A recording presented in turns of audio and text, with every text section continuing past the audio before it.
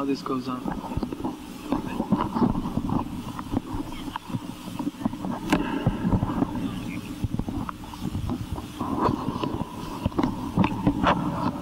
Hello? Okay. Hello? Can everybody hear? Yes? Okay. So hello everybody. So nice to be here. So nice to see all of you. Amazing. Wonderful energy in the middle of a red forest, redwood. This is really such a special situation, I think. So I wanted to start by introducing myself, because there has to be a reason why I'm sitting here, right, talking to you. So mainly, I'm just one more person, like all of us, we're just normal human beings trying to live our life in a positive way. So basically the reason why I'm sitting here is because of my past. So I grew up in a monastery, and so I was a monk for a long time, and so like my first language is Tibetan, so inside I'm half Tibetan. And so when I was 18, until I was 18 I was a monk, and I was living in a monastery studying Buddhist philosophy. Then when I was 18 I left, because in a way I felt my mission was to be outside of that kind of situation, because of course Lama Yeshe reincarnated himself as a Western person, or that's what they tell me, because I don't really remember much. But yeah, so I didn't feel I was quite doing the right thing inside the monastery, because if I am a Westerner, I have to understand Western culture, I have to understand what Western mentality is like, what the lifestyle is, what their problems are. And so that's one of the main reasons why I decided to leave the monastery and to start to live a normal life. So it's been 10 years now, and the very first time I came out in public was here in Majapahit 3 years ago at Big Love Day. So it's the first, I think, official Big Love Day. It was up at the top where Lama Yeshe's stupa is, the stupa where he was cremated.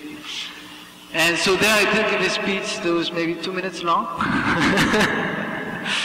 But it was very significant for me, because it represented my first step coming back to the organization, coming back into the Buddhist world.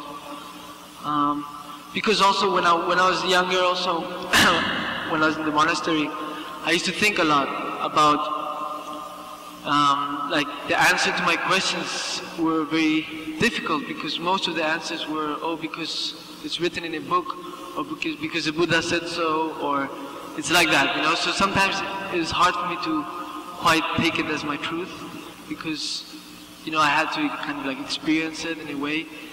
Also I realized that in order to be a Buddhist, you have to understand deeply the Buddhist philosophy, and actually not only just understand it, but it's the way of life. It's the way you treat people, it's the way you treat yourself, it's the way you live your life. So I kind of came to the conclusion, maybe when I was 14, 15, something like that maybe I wasn't a Buddhist yet. So ever since then I've been in the process of becoming a Buddhist. And I think that's a very interesting way to see it, because it also helps you to be more open in that sense. I'm not saying Buddhism is not open, because it's super open. The Buddha said when he was teaching, he said, you cannot take my words just because I'm saying it as truth. You have to rub it, burn it, and check it, whether it's true or not. And only then can you take it as your truth. So I think that's very important to have that in mind when we talk about Buddhism. Anyway, so that's a little bit like my introduction. So I wanted to talk about Big Love, especially, because today is Big Love Day. And the word Big Love was created or invented by Lama Yeshe, which means like universal love. It's also, I think, like Rastafaris, they call it one love. Some people call it universal love. I mean, there's many names to it. But basically, it's what we all are. We all are alive, we're living, we're breathing. So that's a bit like the metaphor or big love. It's life. Life is big love, in a sense. We're created by love, we live with love. I mean, of course, love, the word is misinterpreted a lot. People think it's attachment sometimes. But love is not attachment, because out of love you cannot never suffer. Suffering does not come from love. Suffering comes from attachment. So anyway, so big love is a lovely word because it means a lot. It means everything. You know, it's big love, which is everything. It's the universe is love. We are love. We breathe love. Yeah, we live love. It may be a bit confusing, but I think it's if you think it that way, then it's easier to visualize love as the way it is. You know, not so much as a, you know, like something that you feel when you fall in love with somebody, or when you like something a lot, or I love this music, or I love this food. You know, that's just kind of a saying, but love is just universal. It's everywhere. So it's really nice to be here and to be able to experience this with all of you, because this is big love, right? Without us, without the humans, without us being conscious about what exists, then it's difficult to really say, okay, love exists. Because the universe could be conscious, I don't know. But the universe by itself, it's hard to understand whether it does love or not, you know, because it's more like an emotion. For us to understand love, we see it as an emotion, as a feeling, not so much as something, okay, this is like, is this love? I mean, it's hard to understand that, even though everything is love in a way. So maybe I'm just kind of confusing everybody, I don't know. But anyways, afterwards we'll have the questions and answers, so if you have any doubts or things you can ask afterwards. Also I wanted to say, because I'm in the process of becoming a Buddhist, so I don't quite qualify that much in Buddhist philosophy yet. I'm still learning. So if I don't understand the question, or if I don't know how to answer it, I will say I don't know. So you can feel free to ask anything you want. Not too complicated though. Yeah, so I want to talk also about the community here and everywhere. Communities is just a reflection of what we are. You know, we inside our body is also a community. You know, because it's all the cells and amoeba and atoms and all these things that are moving around, and we are composed by that. So in a way, we are a community by ourselves, and the same way, planet is also a community. Universe could be a community too. But in this case, here in Vajrapani would be the Vajrapani community, which is always open to the whole planet. But always, when we are in a community, the important thing is to check on ourselves. Because if we don't check ourselves, then it's hard to be part of a community in a very kind of peaceful and loving way. Because many times I think we all make that mistake is of checking other people more than we check ourselves. We give more importance to people's actions than our own actions sometimes. So I think that's a very important step in order to be part of a community. Because when you do that, then you're more aware of everybody else like with your actions. For example, if I'm saying, okay, now I'm part of the community, I have to be aware of my actions in the sense how to be kind to other people, and not how should that person be kind to someone else. So that's how I think how we should be seeing things when we are living in a community, which is how it is. But I'm just trying to express what I feel also, because I've seen many communities in my life, and sometimes there's problems, like all over the world. Sometimes there are less problems.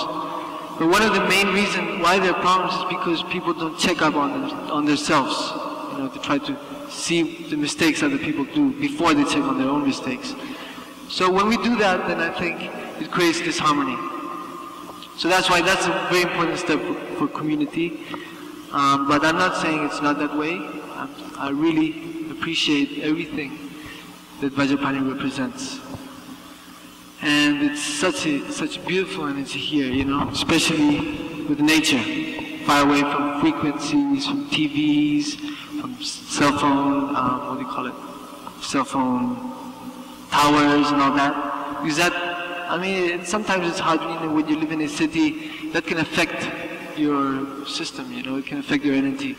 So it's good also that this is a retreat center, because then people can come here, disconnect from all the frequencies, from all the stressful life in the cities, and come to such an amazing, wonderful spot of nature. So nature is like medicine, you know, and that's where you can really connect with yourself. I'm not saying you can't connect with yourself in the city, but here it makes it easier to do so. So it's an amazing opportunity, you know, Vajrapani is making available to many, many people that maybe they wouldn't have that opportunity if this didn't exist. And one of the ideas also was, for example, for young people to be able to come here, volunteer in, like, I don't know, maybe organic farming or working a little bit in the area, like Lama Yeshe used to call that karma yoga. It's working in exchange of, you know, living, like food, a place to sleep, you know, a space to meditate.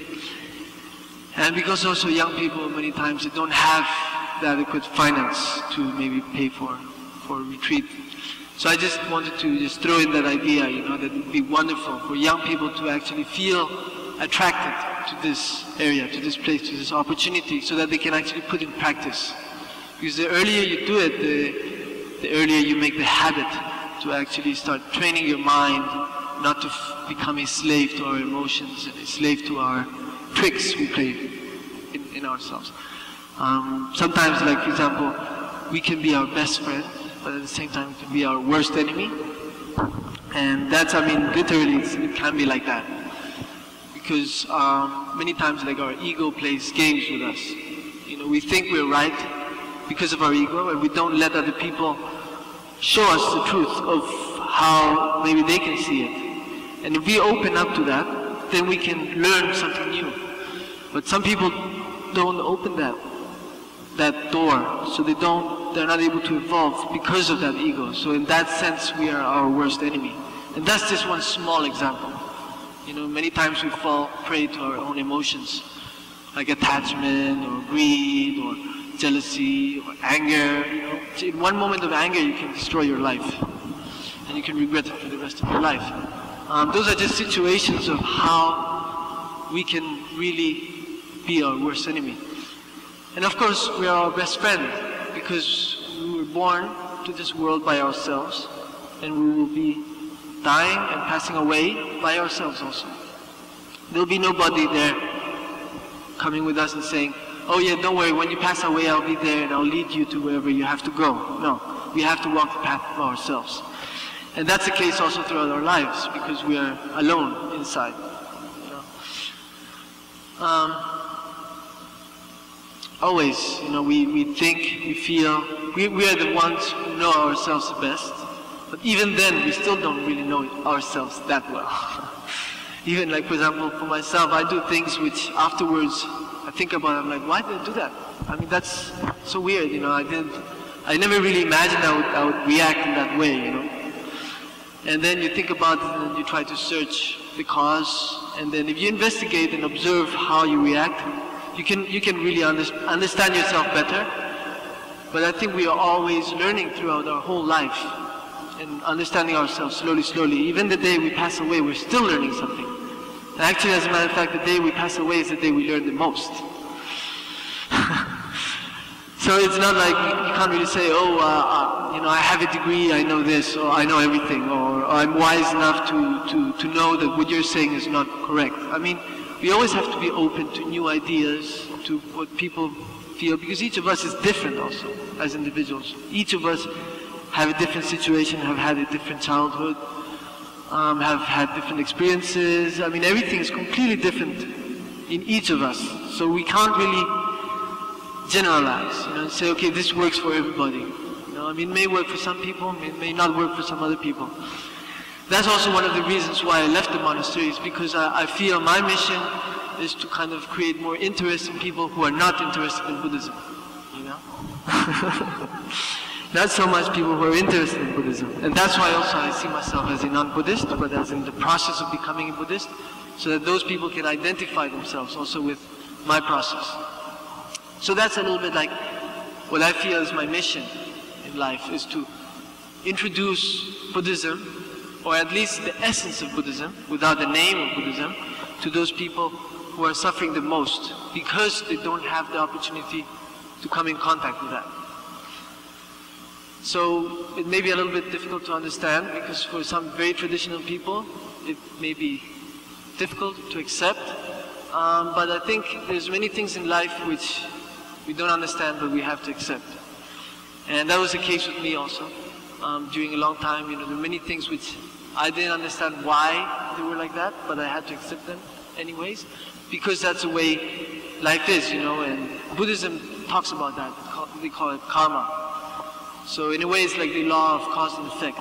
You know, we create our future. Our present is based on our past, and our future is also based on our present. So what we live now is what we created in the past, and what we will be living in the future is what we are creating now. So that's very, I don't know, logical for me, and that helped me a lot also to understand why I had to accept certain things, you know, like destiny kind of things, which we all have. So anyways, I got lost now. I don't know what I was talking about. I wanted to talk about something else, but... Sorry? Community? Yeah, community. Yeah, that's where it started, right? Yeah, so coming back to community. I know sometimes it can be hard to live in a community because not everybody is the same, and not everybody has the same vision of how it should be.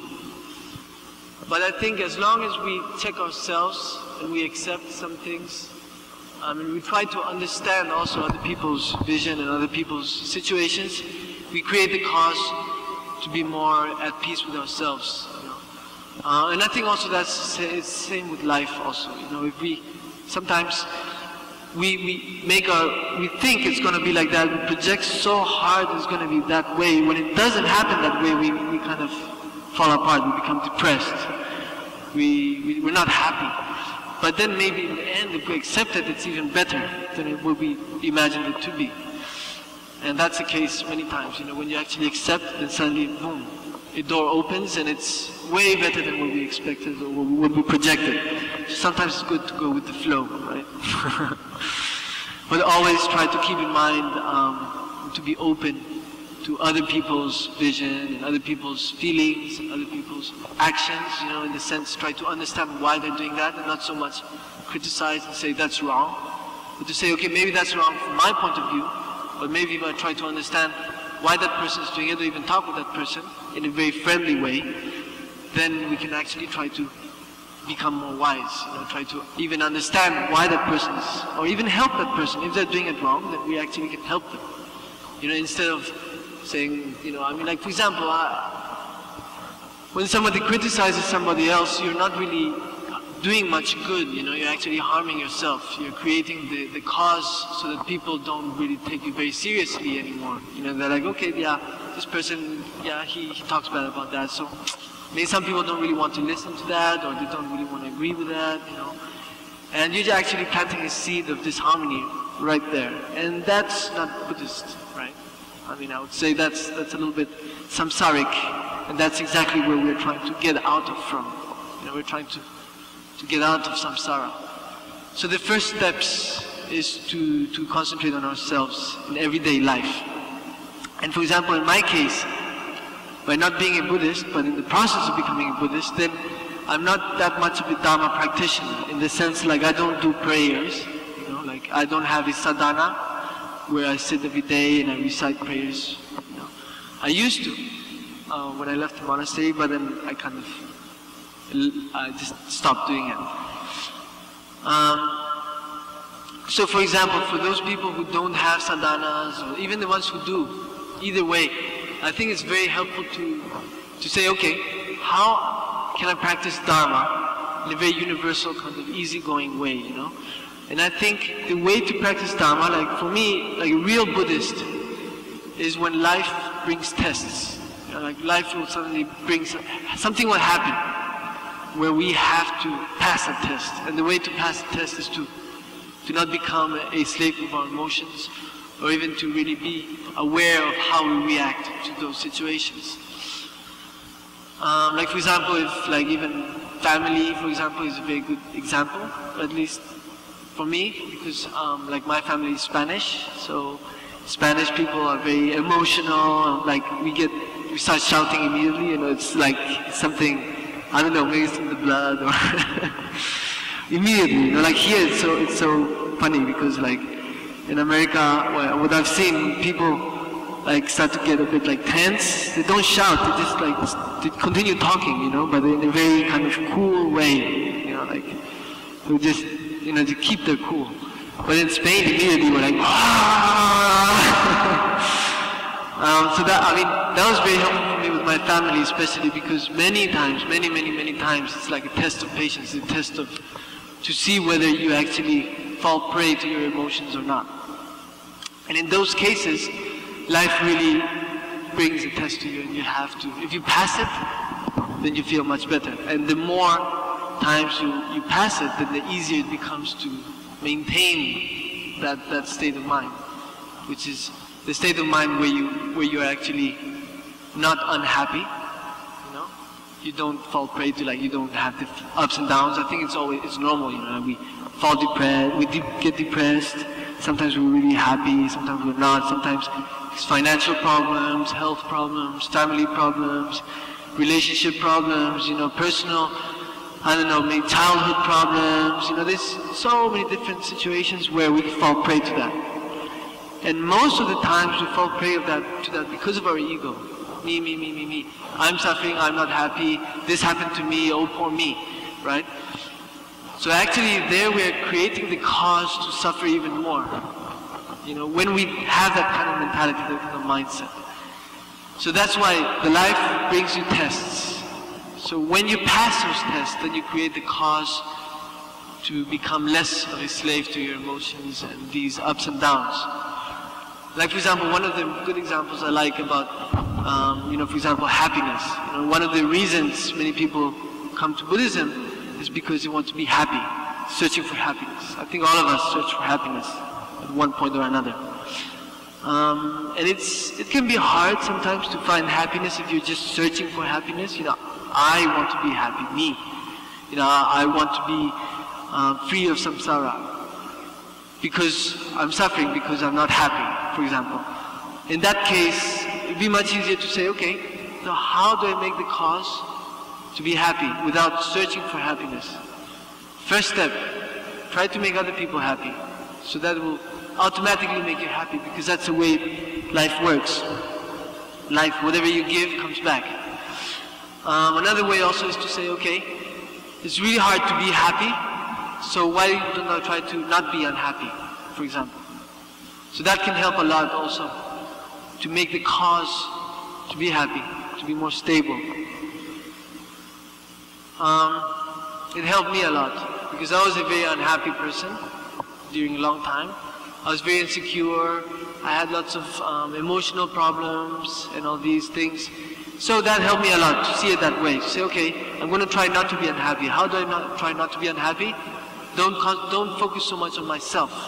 Focus more on people's well-being, you know. And that automatically helps you to be not unhappy, because you don't focus so much on yourself.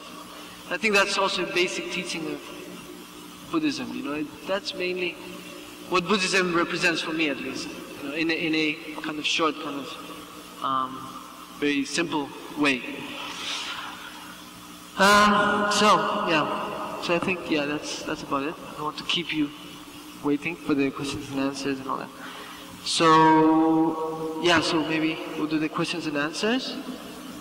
Don't be shy, please. I'm sorry you have to get up to ask questions. But yeah, so it's available, and please go for it.